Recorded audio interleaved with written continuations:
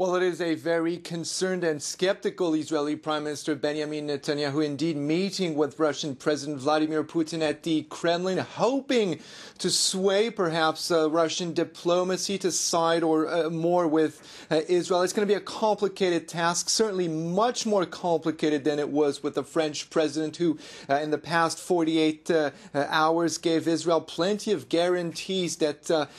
sanctions would not be relieved on Iran unless Tehran gives concrete guarantees that it will not develop nuclear weapons. The Israeli Prime Minister is certainly hoping to convince Russian President Vladimir Putin that he should adopt a similar stance, but it's going to be, again, difficult because Russia has much warmer ties with Iran than France. Remember that Russia is the country which built the first nuclear power plant in Iran and has shown a lot less suspicion over Iran's ambitions than other countries. Israel knows very well they will not be able to completely change Russia's perspective on the issue, but it's certainly hoping to change perhaps little things at the margins that could ultimately influence what goes on in Geneva as of today, Wednesday, when these talks pick up again. Gallagher, what about these comments from the Iranian Supreme Leader today, among them that Israel is, quote, doomed? Could that in some way give the Israelis ammunition in their case, so to speak?